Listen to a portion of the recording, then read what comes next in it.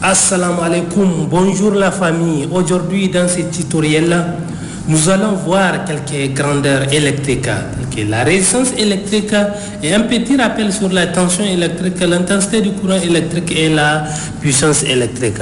D'abord, la tension électrique. La tension électrique représente la différence de charge entre le pôle positif et le pôle négatif. C'est ce qu'on appelle la différence de potentiel. Elle est symbolisée par la lettre U qui s'exprime en volts, qui est son unité de mesure, qui est lui-même symbolisée par la lettre V.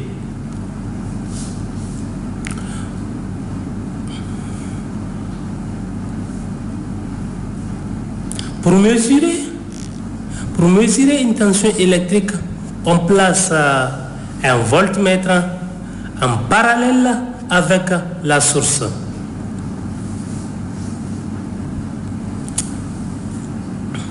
Par exemple, pour mesurer la tension de cette batterie, on utilise, nous avons un multimètre qui est à notre disposition. Nous avons câblé ces multimètres en mode voltmètre. Pour mesurer la tension, nous avons dit, on place le voltmètre en parallèle avec la source. Donc la borne positive reliée à la borne positive et la borne négative reliée à la borne négative de la batterie. C'est qu'on a, vous voyez, on a mesuré la tension de la batterie qui est de 12, quelque chose volts. Le courant électrique.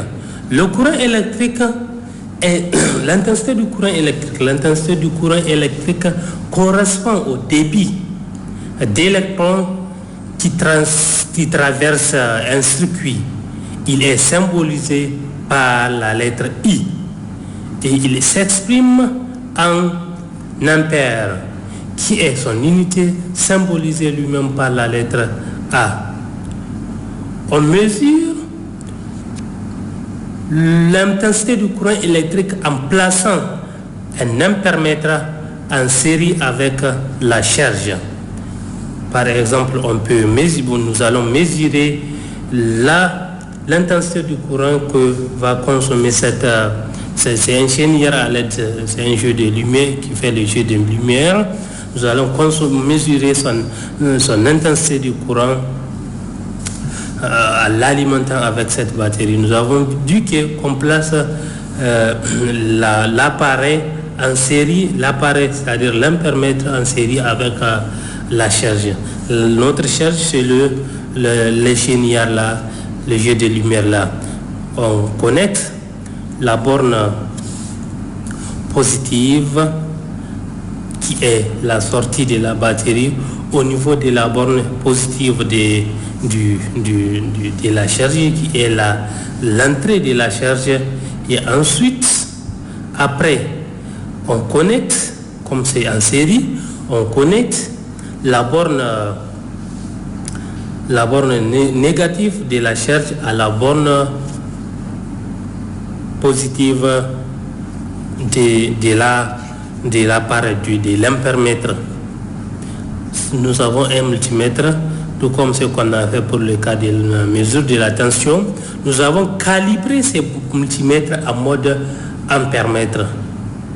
Maintenant, après, quand on combine,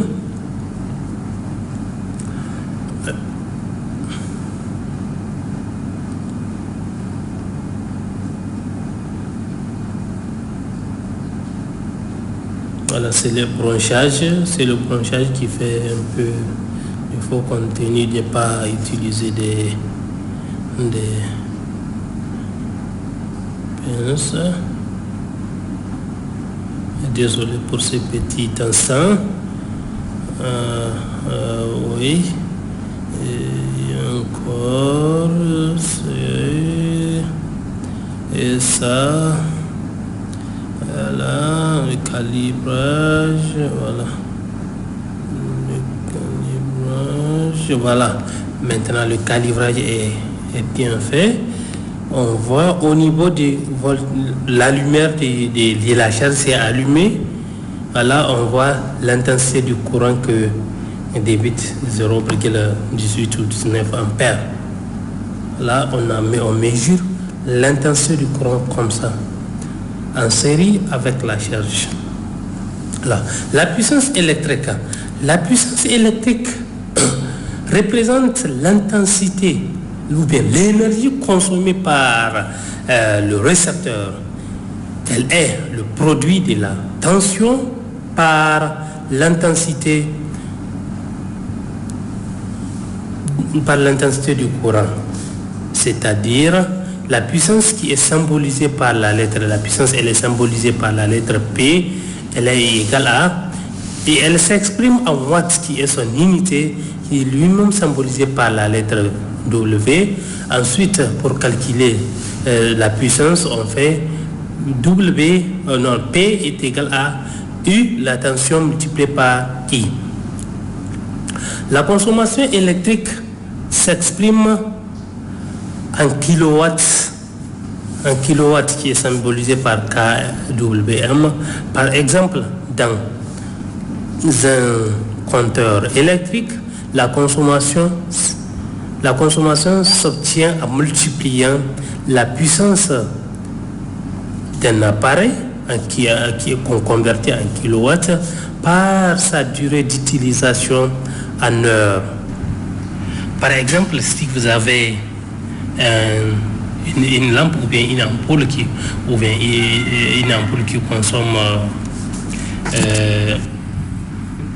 consomme 100 watts, les 100 watts là, on les convertit. Voilà, on convertit pour savoir ce qu'il va consommer en 4 heures, par exemple, on convertit les 100 watts là en kilowatts, ce qui va donner les 0,1 watts. Ensuite, on multiplie par la durée.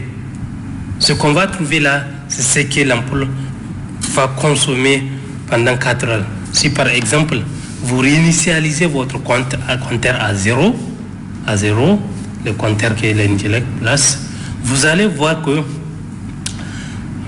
pendant une utilisation de 4 heures, ce que le compteur va vous écrire, c'est ce que vous allez trouver au niveau de votre calcul. Le cas du chénière là, le jeu de lumière là, nous avons mesuré la tension de la batterie qui était de 12 et le chénière a une tension de 0,19 ampères. Les 0,19 ampères là, son courant, le courant de ces chénières là, si pour trouver la puissance, on prend